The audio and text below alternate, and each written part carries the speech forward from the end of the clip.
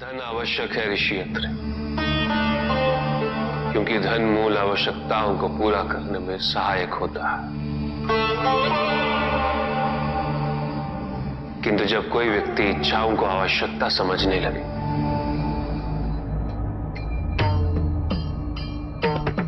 तो धन कितना ही क्यों ना पर्याप्त नहीं होता, क्योंकि इच्छाएं अंतहीन है। इसलिए मनुष्य कभी ना समाप्त होने वाली इच्छाओं की पूर्ति हेतु धन संचय को ही अपने जीवन का लक्ष्य समझ लेता है।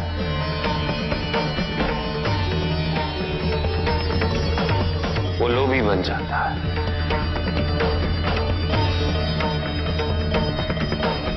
वो भूल जाता है कि उसके जीवन का मुख्य लक्ष्य ईश्वर के समीप आना है।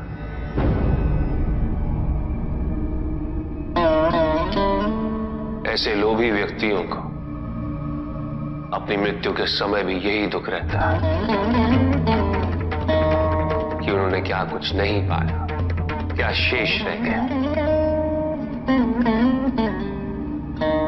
ऐसे समय में वो एक क्षण के लिए भी ईश्वर का स्मरण नहीं करते।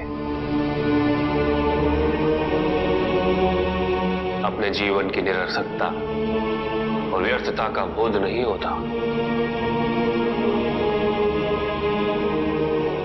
मिलना चाहिए। धन चाहे कितना भी हो ऋषियत्र, मूल आवश्यकताएं तो केवल उतनी ही। तन ढकने के लिए वस्त्र, पेट भरने के लिए आहार और शरण के लिए भवन।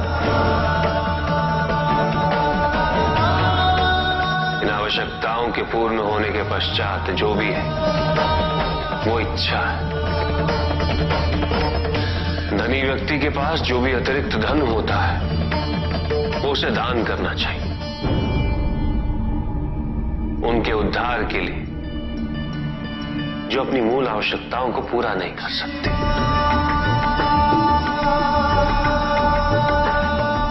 ऐसा करने से संसार में समानता होगी, द्वेष नहीं होगा, सद्भावना बनी रहेगी। किंतु कुछ व्यक्ति इस तथ्य को समझ ही नहीं पाते। उन्हें अपने एकत्रित किए हुए धन से इतना मोह हो जाता है कि वो उसका एक अंश भी किसी और को नहीं देना चाहते।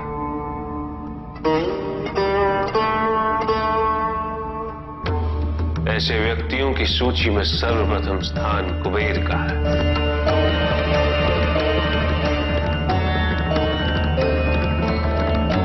इस संसार में सबसे अधिक धन उन्हीं के।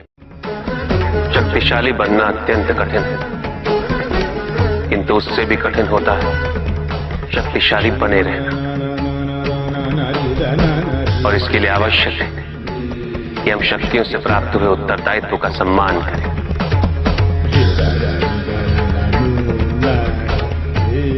अन्यथा हम स्वयं पर निरंतर खो देते हैं और यह हमारे पतन का कारण बनता है।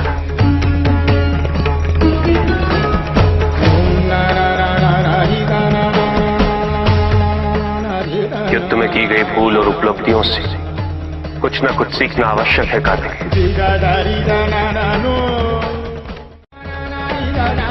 बुराई और अच्छाई के मध्य ये युद्ध निरंतर चलता रहेगा। आज एक अध्याय समाप्त हुआ है, कल दूसरा अध्याय आरंभ होगा।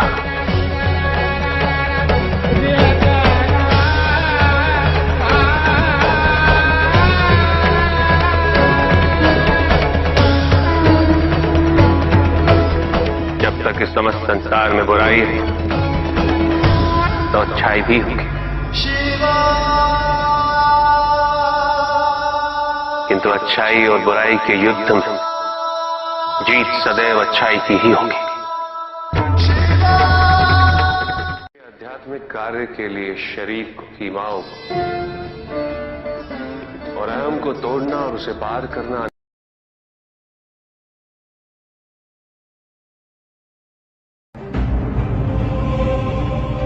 मेरा अपराध क्या है प्रभु? तुम्हारा अपराध था एक त्रिदेव को दूसरे से बड़ा समझना, उनमें भेद करना, उनमें तुलना करना।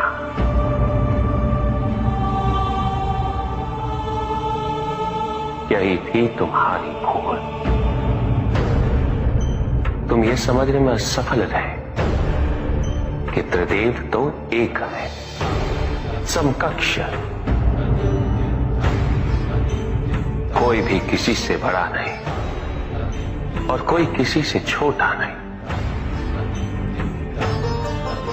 कोई भी किसी से अधिक महत्वपूर्ण नहीं और कोई भी किसी से कम महत्वपूर्ण भी नहीं। तुमने जो कुछ भी किया वो भक्ति नहीं थी निकस। भक्ति के नाम पर किया जाने वाला अहंकार था वो कि तुम्हारे आराध्य सबसे महत्वपूर्ण है। कैसे भक्त हो तुम मेरे, जो ये भूल गए कि तुम्हारे आराध्य के भी आराध्य नारायण।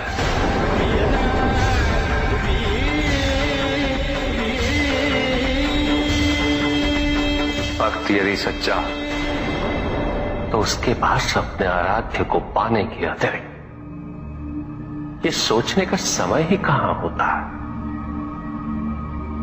कि उसके आराध्य से महत्वपूर्ण भी कोई है या नहीं। वो तो प्रतिपल अपना ध्यान केवल अपने आराध्य पर ही स्थिर रखता है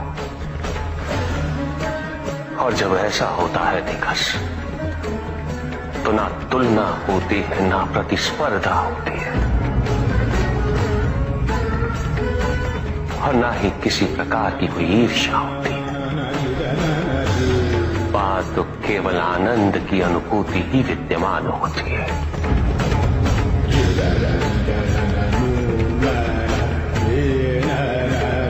यदि तुम ये सोचते हो कि यह समस्त संसार केवल मुझसे है